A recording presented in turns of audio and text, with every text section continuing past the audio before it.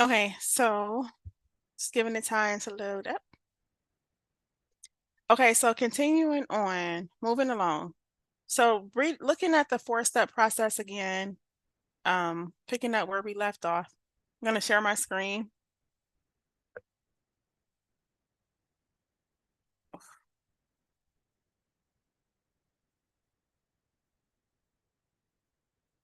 Okay, can you see my screen okay? Yes, no? Can you see the I'm sorry, you can see the screen? Yes. Okay. All right, so oh, that's not what I was trying to. So looking at the come back to where I was trying to be. The characteristics of a good user design are what are the four characteristics of a good user experience? I can't see your screen anymore. But do you remember the answer? I The four characteristics of a good user experience. You know this. Usable, Yes. useful, Yes. um, it's the two E's I keep. Uh, I'm telling you, equitable and enjoyable. Yes. Yes. Equitable Usable, and enjoyable. equitable. Yes. Usable, equitable, enjoyable, and useful. So let's look at some sites and let's assess.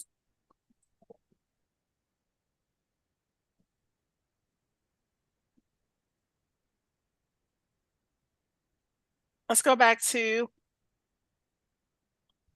so when we're considering whether or not a site is usable, what's the difference between usable and useful? Angela, what's the difference between usable and useful? Usable is how easy it is to Yeah, use. yeah. And what's useful? Useful is um like what it's needed for. Mm-hmm. Yeah. Then when we consider usable, so coming back here, so what are the things we consider? So let's go through this in real time. When we are designing and we are going through the user, so let's go through the user design process on this site. Let's go through the user design process for the FedEx site. What are the four steps of the user design process?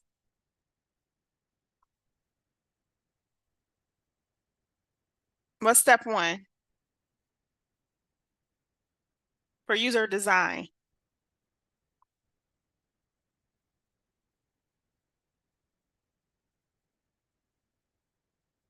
What's step one for the user design? It's a four-step process for user design. What's step one?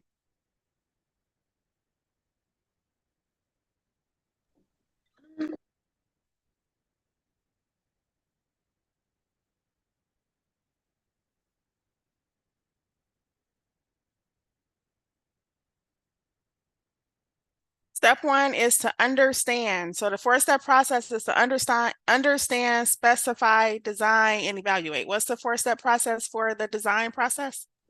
Understand, specify, design, evaluate. Yes. And what does it mean to understand? What are we understanding? How the user experiences the product, how they interact with it, or Yep. And then what are we specifying? the need. The what type of need? The end goal need. The most important need. Oh, And then the design process, and then how do we evaluate? We're evaluating what?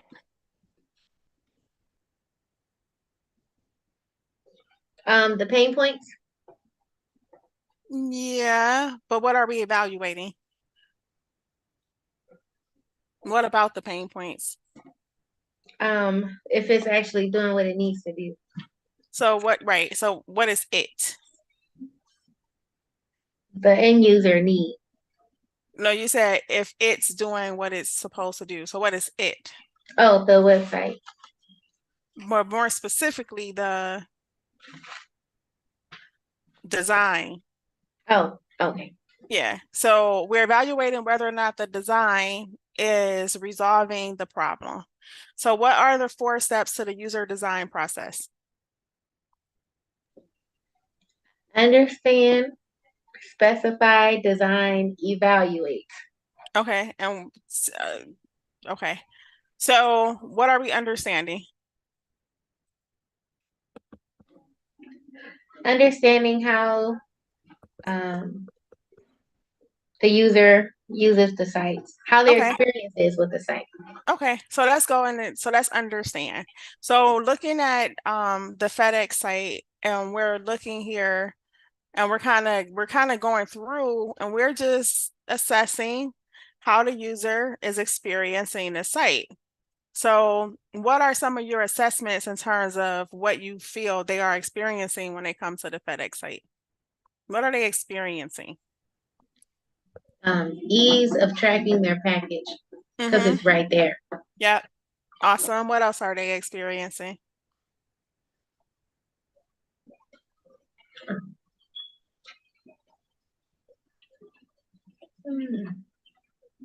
Are you looking at the site? Yeah, but I don't ever look at it. I usually just go and track the package. I know, but we're looking at it now together. So like as we're going through it, what are they experiencing? Um, well, right now I'm experiencing a lot of stuff I don't need. Okay. So what are those things that you don't need? Dropping off a package, redirecting a package, store hour services, returning a package. Mhm. So when we go here,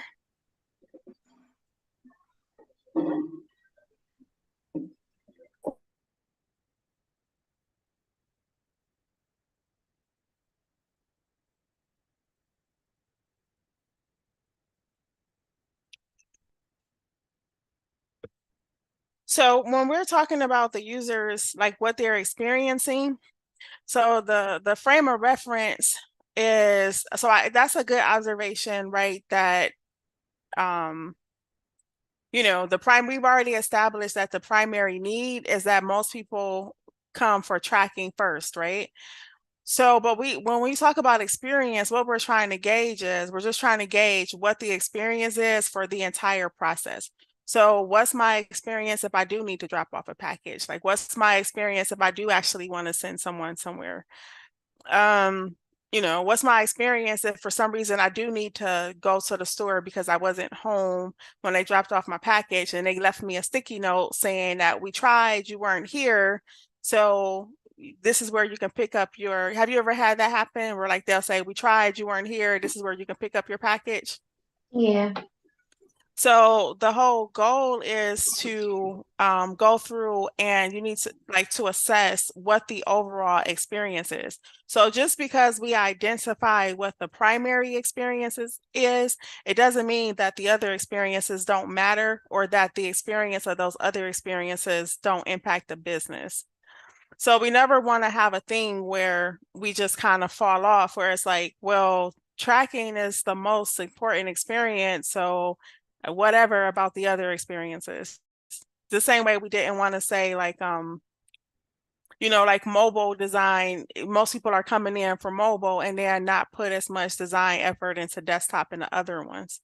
So this phase of or this part of the process is an important part of the process because whatever company that you're hired for, as you go through the design team and you go, so there's a universal flow that is universally accepted by UX designers for the most part.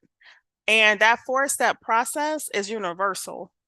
So diving into the 4-step process and actually getting hands-on experience for what that 4-step process is inevitable for you when you when you interview, being able to vocalize it, being able to having actually had thorough experience of going through the process, as well as just remembering what it is, like when you go through your certification. So when we understand how the user experiences the process, the product, what's that? So when they go through here and they're experiencing tracking, what is that tracking experience? So that's like, I don't know, I don't even have a tracking, I need to go through it. But let's say if we were going through rate and ship. So what is the purpose of this rate and ship? To calculate FedEx shipping rates. So give me a location. Where are we coming from? Florida to Hawaii. Okay. To Hawaii. Okay. Okay. And then we'll say we're shipping to a residence. And like if we notice here, they're telling us, tell us more about what are we shipping. So this is all what we're experiencing, right? So as a UX designer, go through the process of like really trying to do the thing so that you really can legitimately identify like if it's an enjoyable process or not. Our package, the number of packages, how many packages do we want to ship? 3. And then what's the weight? Let's just pretend like we already weighed it. 20 pounds. Okay. So show rates. Oof. Woof. Jeez. Okay. So in terms of experience, how do we feel? How was that experience of going through and getting an estimate for my shipping rate? Do you feel like that was easy? Do you feel like it was? So let's go through each thing when we talk about the four components of a good design. So number 1, usable. Do you feel like that flow that we just went through, was it easy to use the rating tool, would you say? How would you grade it on a 1 to 10? 10. Okay. And then what's the second characteristic of a good user experience? Equitable. Okay. So how can we see if this is equitable or not?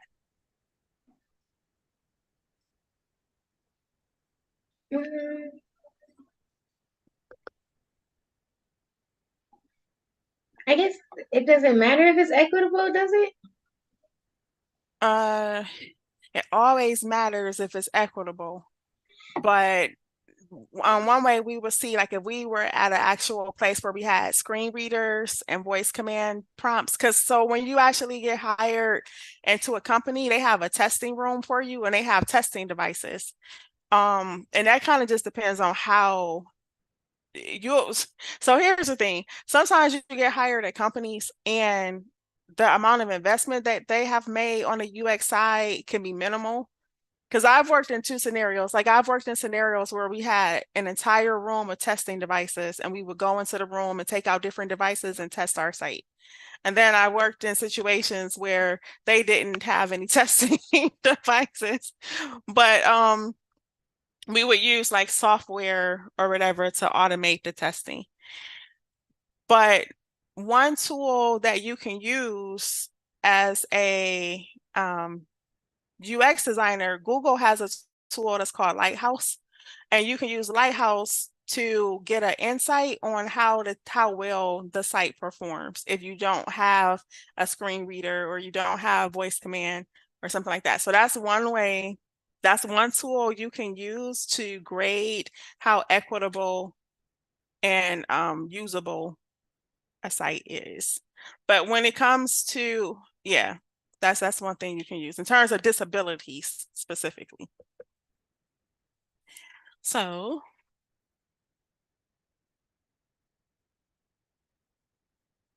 let's look at the Lighthouse report. So if you look here, you see where it says mobile, desktop, time span, blah, blah, blah. You see how we're in Lighthouse? Can you see that? Yeah. So let's analyze the page based on mobile. Let's see.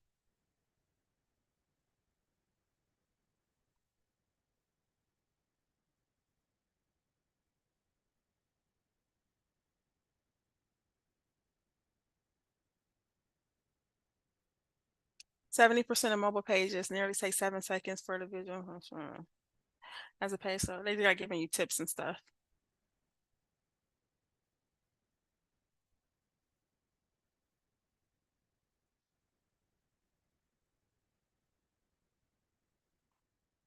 And you see how it says it's computing a score? Yeah.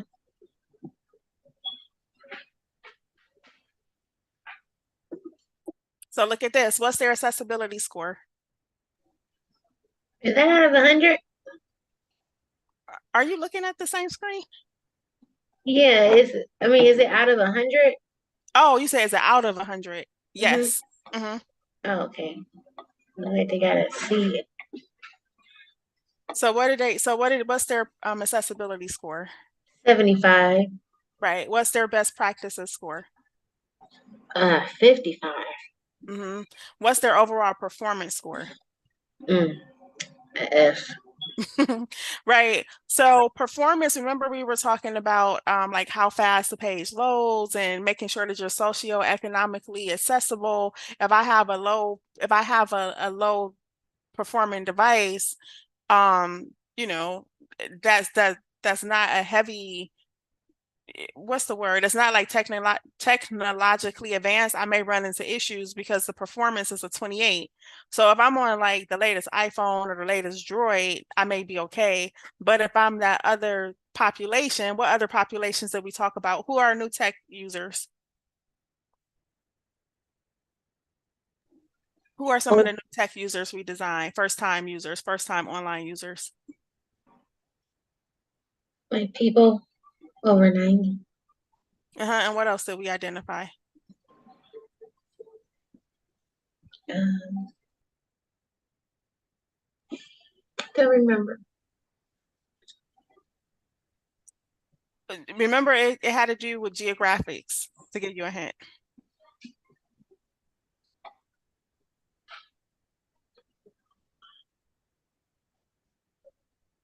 Where are they from?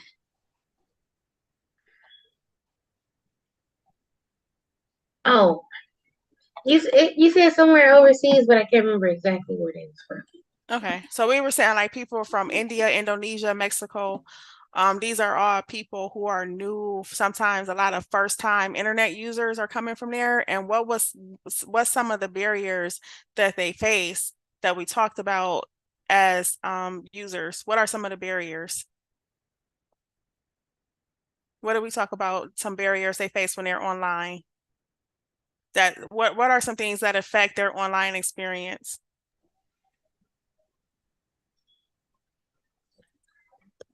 In terms of devices, what are some things that affect their online experience? What did we identify? Oh, how slow their connection and Mm-hmm. if they have like outdated, like they Right. might not have the most up to date equipment. Right. Yeah. So performance, like so when Lighthouse is assessing, it's assessing that. So, we may not feel that 28, but some other people, who fall under different socioeconomical classifications and accessibility to data, they may feel that 28, even though we don't feel that 28. Um, accessibility, 75, best practices. So let's look.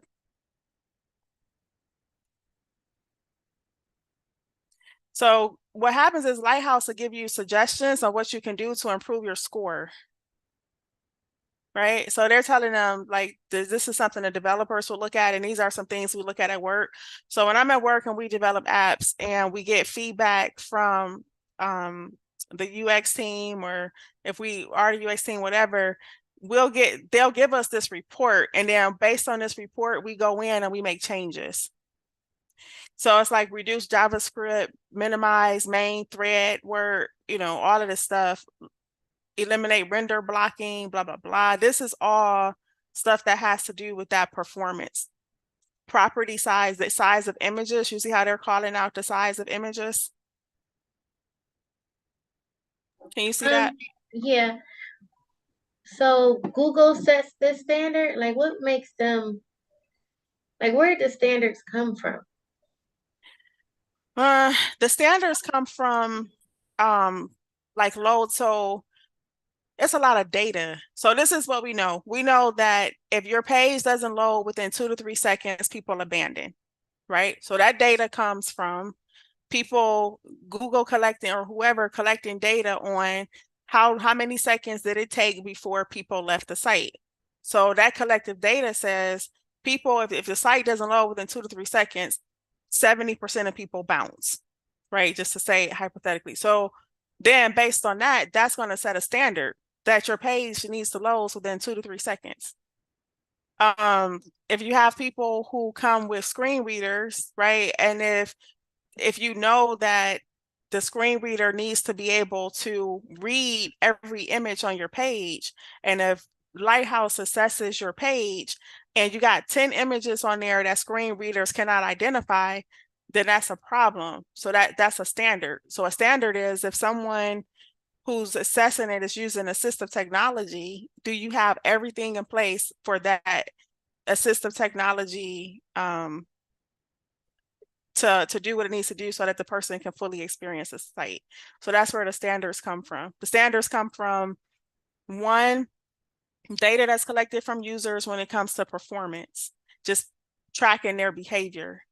And then two, you know, like I said, like just knowing how assistive technologies work and what they require to work.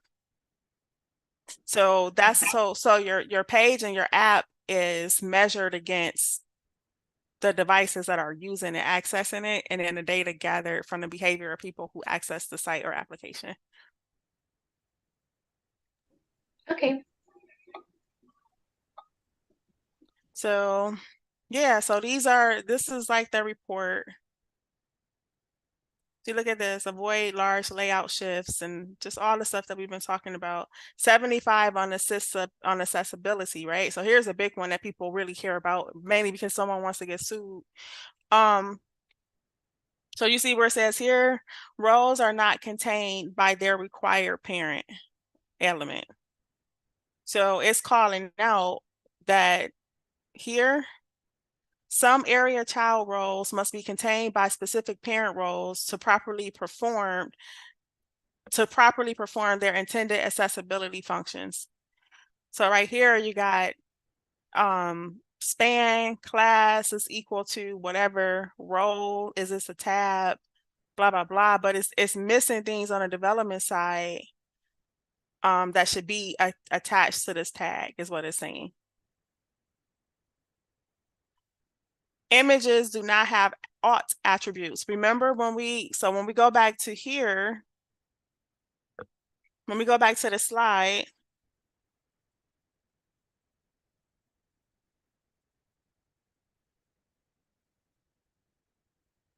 that's a requirement. So let me show you. Look, remember we said that? Can you see that? Remember can you see that slide? Yeah. So remember when we said user design, when we were talking about assistive technology, alternative text has to be present. And remember I said that alternative text is most commonly used for people with limited vision because it translates their visual interface into a text-based interface. So it uses words to describe images and videos and stuff like that. And it's also useful. So when someone is coming in who has low bandwidth, and let's just say the image never loads for them or the image is taking too long, you got to have that alternative text there so that the screen reader or assistive technology can read to the person what the image is. So coming back here, when we look at this report, this is what it's talking about when it says images do not have aught attributes. So they got dinged for that. So if we look, it's showing you right here. You see this image? Yeah. It doesn't have an alt text. So what does that mean? Let me show you specifically on the code side. So if I'm up here and let's say I inspect this image, So look, this is the code. Can you see the blue highlighted code, or is it too small? Can you see No, that? I can see it. So this is the code that the developer wrote so that this image appears right here. So you see it says image. It's pointing to where the image is on the server, but they don't have an alt tag. Alt stands for alternative text. So what would make this pass, the developer would have to go back into the code. So let me show you. They would have to type this. Alt equals FedEx logo. That's supposed to be there. You see what I just typed in? Mm-hmm. Because when the screen reader is reading the page, it's going to scan and look for the alt text. That's the alternative text. So the screen reader is going to see this and it's going to read to the person who has low vision. It's going to read, it's describing the page to them. So it's going to say FedEx logo. Oh, okay. Yeah. So, but I typed that in, but that's not there. Their developers didn't type that in, but it needs to be there. So same thing like here. If I inspect this image, let's see. I don't know if they got an alt tag on this one or not. Oops. Man, it's a lot to dig into. I get into the, I don't know what the image is. It's a background image, so I probably can't access it. Let's see.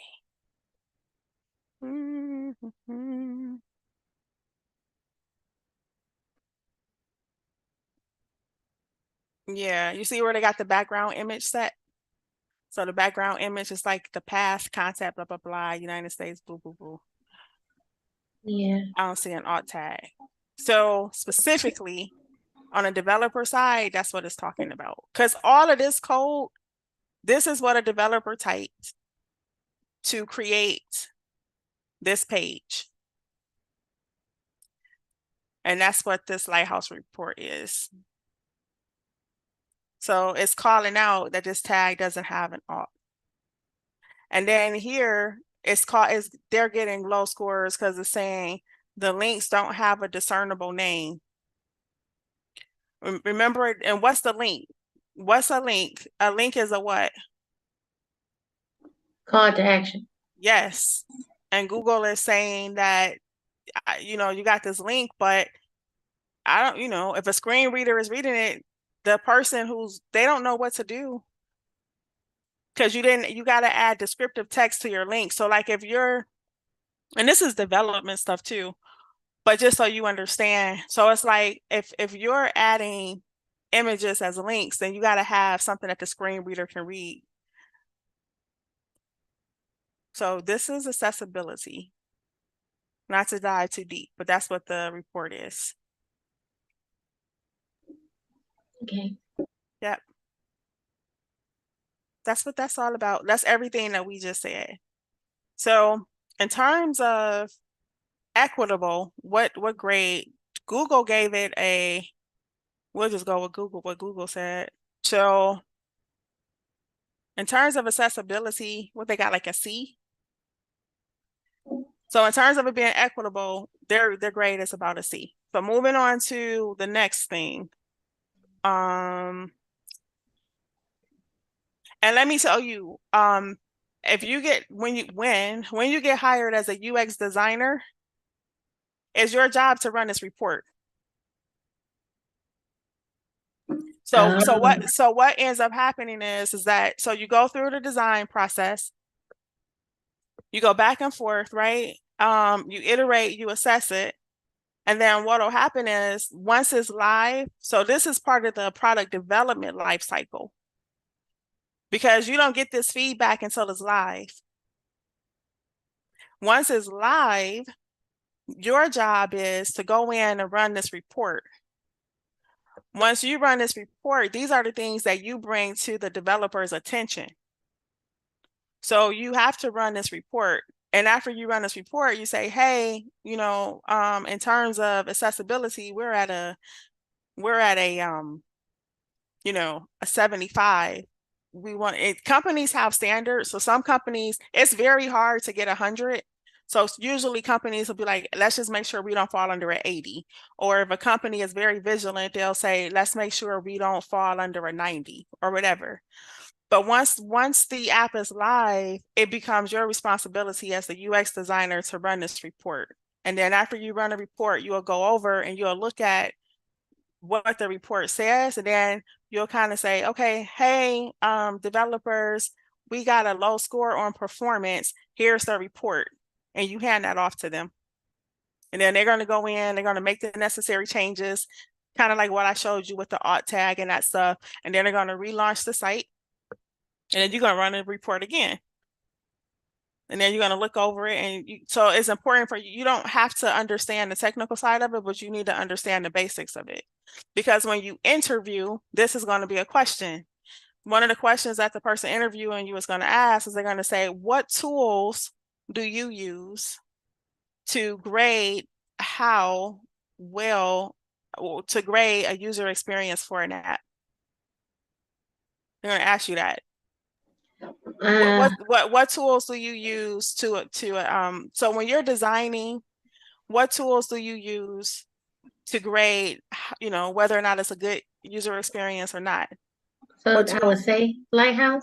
You say Lighthouse, but you actually really need to know how to use Lighthouse, which is why as I'm going through this, part of your homework assignment is for you to use Lighthouse and for you to assess the feedback that you get for different websites. And then when we come back in class, you'll talk about this is a Lighthouse report, because you have to know how to talk through the report because it's part of your job requirement.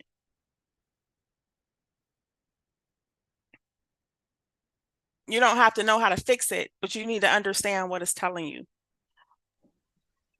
Okay. Right? So the developers are going to go in and fix it, but you just have to have a general overview of what it's talking about, because this directly ties into this.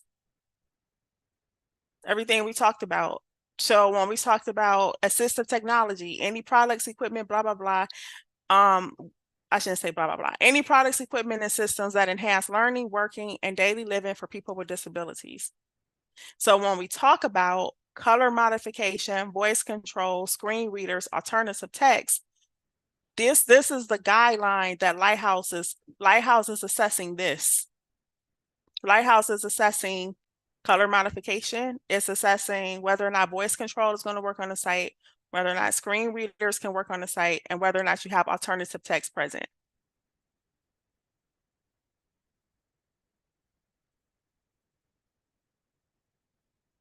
Voice control. Right? So that's why Google is saying ID attributes on active focusable elements are not unique. That's something we don't really. So look at what's this warning. Read this warning to me. Can you see it? Oh, background and foreground colors do not have a sufficient contrast ratio. Right. So when we talked about the 4 points of accessibility, which one was that? That's equitable. Equitable. Yes, that deals with equitable design. And coming back to here, of these, assistive technology, is this one addressing color modification, voice control, screen readers, or alternative text? Oh, color modification. Mm-hmm. Yep. That's what that's saying. And then when you click on it, it'll tell you which ones are failing.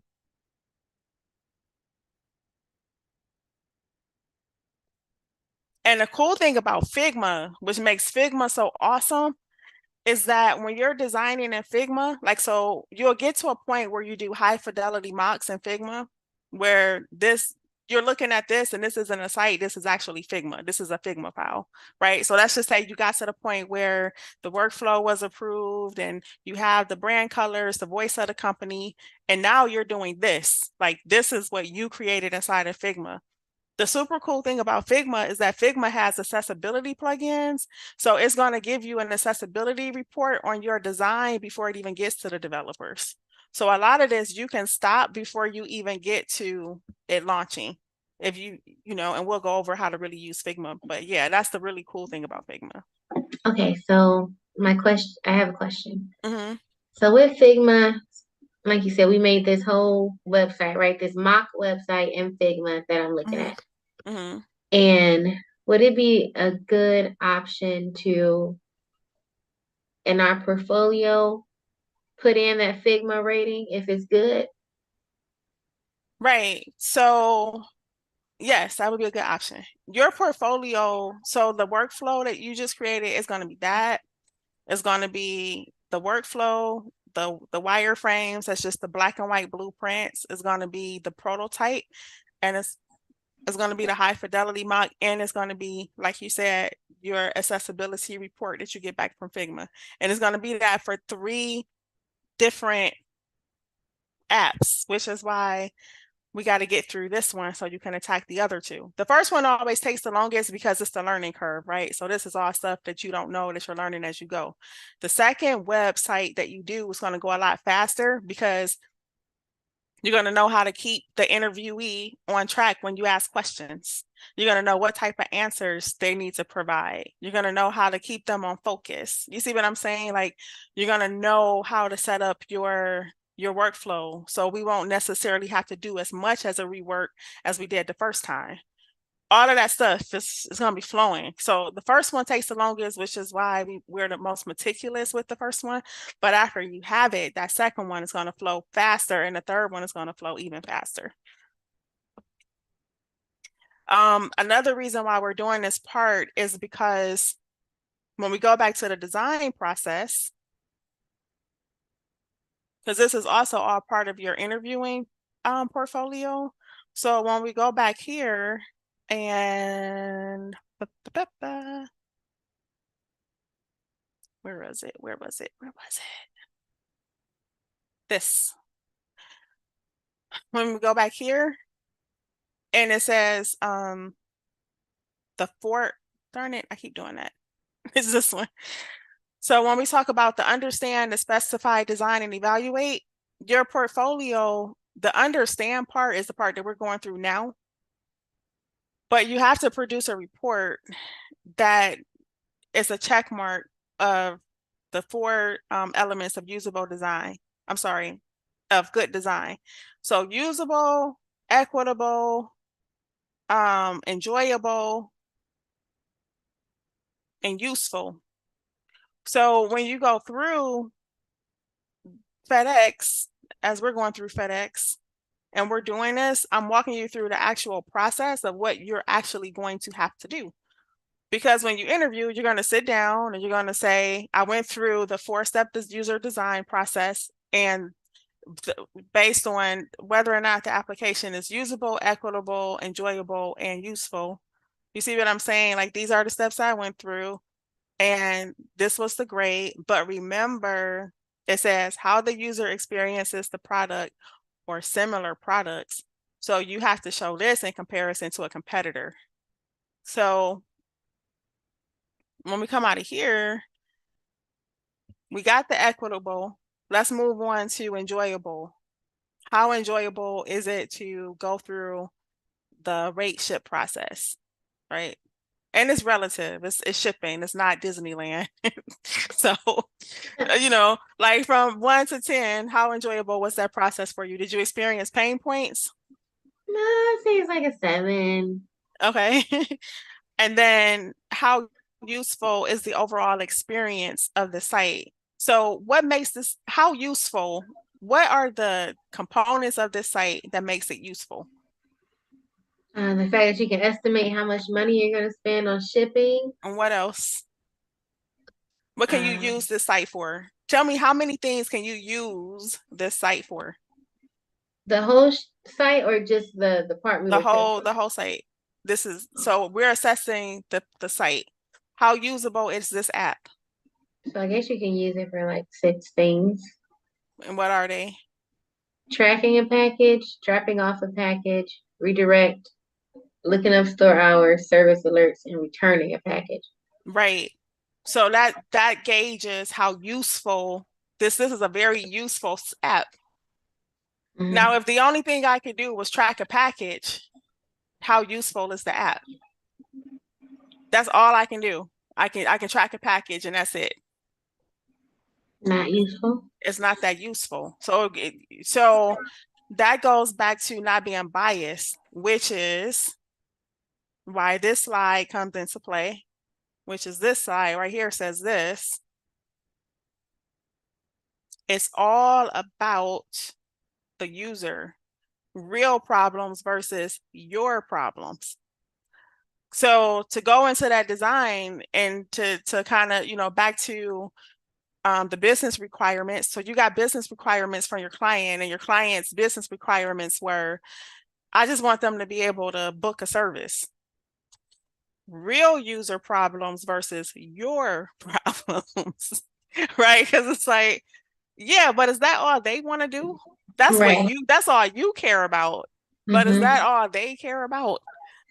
You see what I'm saying? And it's like being realistic. If we're talking, if the business is packages, I mean, is that really, if we be real about it, is that really the only thing people, that may be the number one reason or the first thing that people come to is tracking. But is that really all they come to FedEx for? Absolutely not. You're definitely coming to FedEx to ship. You're definitely coming to FedEx to estimate, like how much is going to cost you to ship something. So it would be useful for you to have that as an option. You see what I'm saying? Right. That would be the equivalent of FedEx saying, well, all I care about is them sending a package. So just only have this because that's where I make money. It's like, you know how much money you're going to lose if everything else is frustrating? So, yeah. All right. So we got that. The last step, enjoyable. We said it was enjoyable, but we would have we would have to go through all of the steps, like the 6 major ones. So like dropping off a package, go through that process. And let's go. Where can I drop off a package? How does drop off work? Do you feel like this path, right? This path of dropping off a package, is it usable?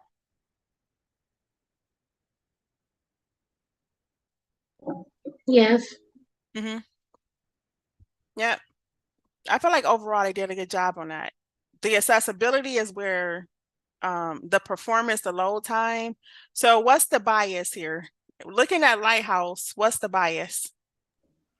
They don't have anything for um visually impaired or No, their accessibility is a 75. It's not the 75. worst, but they do have some issues, but it's not the worst. What's the strongest bias looking at these scores? SEO. They have But an what does that 86 in mean? SEO. You mean strongest bias as in the Who did best or the worst? a bias means that you're designing for one group and overlooking another. Oh, So when I say what's the strongest bias, like who are they not considering? The strongest bias is that this site is designed for people who what? What's first of all, what's the lowest score? performance. Right. So performance deals with how fast the page loads, how like how much bandwidth you need to load the page. That's performance. So if their performance score is a 28, what's the bias here? Who did they design for and who did they not consider? Performance deals with how fast the page can load. It deals with how really how fast the page is going to load. How much data is required, how much data is being downloaded. Performance has to deal with the demand that is making on your device to show the page. So if they have a 28, which is the S, and performance, they designed for a certain group of people and totally disregarded what group of people. In terms, when we talk about, so when we go back to equitable, what were the things that we need to consider when we're designing for all people? Because when we go back to designing for all people,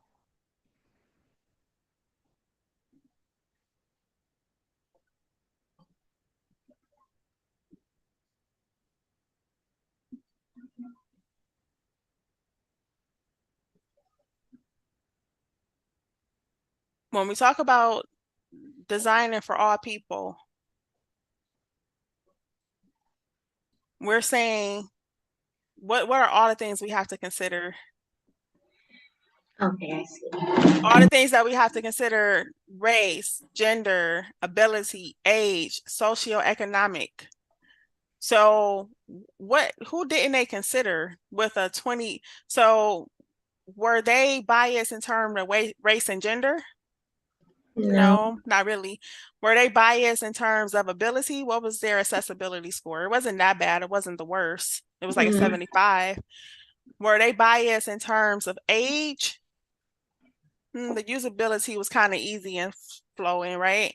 Were they Mhm. biased in terms of socioeconomics? I don't know. I don't feel like I have enough information to answer that. Their performance score is a 28. So that's the information that answers that question. You have a But performance score of 28. what So what exactly is in performance? performance directly deals with the speed that a page loads. So So what dictates how fast a page loads? What dictates how much data you can ingest? If like I the if I'm a, bandwidth, yes, and what else? um, internet speed, Yeah, and what else? um, The type of device I have. oh yeah. If my device is outdated, that 28 is going to affect me. So what's the bias here? They don't have anything for people with outdated devices. Mm-hmm. But Yeah, but my but question is, the what? go ahead. Okay, go ahead. My question is, how do we know that that bias isn't for outdated equipment or is it for updated equipment? Because what if they made it for so the way Lighthouse works, it'll run it against the lowest outdated software or So the way Lighthouse works is it's not necessarily running it against like any, it has like the average. So like what's the average bandwidth of the average user, right? And so the performance score is going to be based on the average speed that somebody is connecting to the site on. And okay. based on that, they got a 28. But the So details of that really don't even matter because the bottom line is they got a 28. So if they got a 28 in performance, and performance is directly related to how fast the page loads, the load that is put it on the devices, and if it's a 28, and that's a socioeconomic bias because you're automatically assuming that everybody is coming on here with a MacBook Pro, everybody is assessing it with the latest Android, everybody I is see assessing the internet site with the latest iPhone. You're and I assuming see that. internet 5G. Yeah, that's an assumption that you're making. That's a bias. Okay. So so if they were to test their site and did the Lighthouse, they would see this 28. In a Hmm. perfect world, they would see the 28 and then try to fix it. Right. For an next score up. And But see, go ahead. um, if I were a UX designer, right, or whoever, well, this is so the 28 is based off a developer standpoint, right, And in design, and design. because if you look at like if you have like heavy intense images everywhere, that's going to affect the download time. If you decide that you want to have video explanations on every page from the design side, that's affecting performance. You know what I mean? Like when I gave that crazy scenario about the butterfly and stuff, Mhm. that's a lot of demand. Like so from a design perspective, if you're designing things that are very, very heavy in imaging, video, animations, like if you're designing that, you're directly impacting performance because all of that stuff takes a lot of demand on the devices and takes a lot of demand on data to process that design. I guess I just have a disconnect because I can't see what exactly it is that they're rating for the 28. But I guess what do you mean? You can't see what they're rating for? Like I can't see. Okay, so even though they have a 28, right, for performance, Mm-hmm. what what is the like the CLS and those other things that were on that circle, Wait, let me go back. Where? The right? SEO? No, at the bottom where it says like CLS, SI, FCP, LP. Is Oh, I that don't, like yeah, I is don't know that what what the, they're using to rate it? yeah, first content paint, 3.5 seconds, right? And is that 3.5 seconds? Is that on a low bandwidth system? That's on what the average system is. I don't know what the average system is right now. Like, I don't know what the average speed of users is right now. Okay. I guess that's why I just don't understand the language. But I feel like you're too far in the forest because the only thing that matters is it's a 28. Because it doesn't matter if they're assessing whether or not somebody is assessing it through fiber optic cable or um dial up, old fashioned phone, or if they satellite, like that's really doesn't matter to you. What matters is that because that technology changes all the time. You see what I'm saying? So it could be like today the average connection speed could be 2G for the whole world, right? So Mm-hmm. then let's just say like they set the standard at, you should be able, your site should download in 1 second on a 2G system. But then 2 weeks later they come out with new technology and 90% of the world has a 10G connection. So then this standard changes to, well, your site should be able to load within 2 seconds on the 2G, right? That doesn't matter because that's always changing. What matters is the performance. What grade do you have? Because if you only have a 28, it doesn't matter, um, like what they're basing it on or what the side it matters if you're on the other side of it and you're doing infrastructure. You know what I mean? Like it matters if you're, I don't know, part of a global movement to make sure everybody has 5G or something. It's just kind of like you just need to come up a little bit for air and kind of look at it more from an aerial view and just know that these are the scores. Because yeah. So the only thing really you need to know is the performance score is a 28, and you just need to have a basic understanding of what affects performance. What affects performance is how heavy the images are, how much video content, how much data is required to download a site. You really don't need to understand it on the surface level. You don't need to understand it on the engineering infrastructure level of like what type of wires they got running to the house. You know what I mean? And like how Google decided to grade it like that. That's too deep. Okay. But what makes you feel disconnected by not knowing that? Is it just like just knowing all the moving pieces or Well, because I'm kind of like a real, because in my mind, I'm thinking, how am I supposed to fix it if I don't understand what they're grading exactly? okay, that's fair. So that's why you need to come up because you just need to understand what affects performance. So what affects performance is the weight of your images, video, and yeah, and how much data is in your design. That's how they're grading it. That's not a hypothetical, that's literal. So as a UX designer, you need to understand that performance is a direct reflection of how many large, high intense, um, you know what I mean? Like high resolution images you're using on your design. That's directly affecting performance. How many references to video is directly affecting performance. Okay. Complex animations is directly affecting performance. That's what you need to understand as a UX designer. As a UX designer, when it comes to accessibility, it's like you need to understand color contrast. You need to understand and make sure you have clear calls to actions on your buttons that they make sense. So like You see how this says find a drop-off location?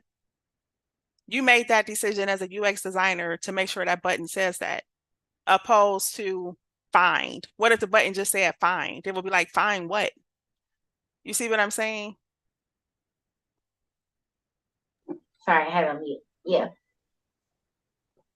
And another thing too, like when you look at that report from a surface level, the report is going to call out.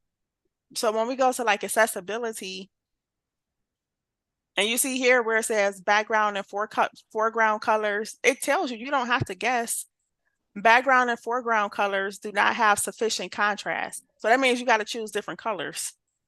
Okay. You see what I'm saying? So like it's showing you right here that this banner doesn't have which banner are they talking about? It doesn't like this. It's probably because the text is too small. There's not enough contrast. So if you designed that, you would specifically look at that element and you would change it. Okay. Mm-hmm. When it gets to like the nitty-gritty stuff, like when it gets to development stuff, so say for example, like this, that doesn't apply to you. Reduce JavaScript execution time, that's a developer thing. You see what I mean? The stuff that applies to you is the visual stuff. So when you're reading this, you're going to know what applies to you.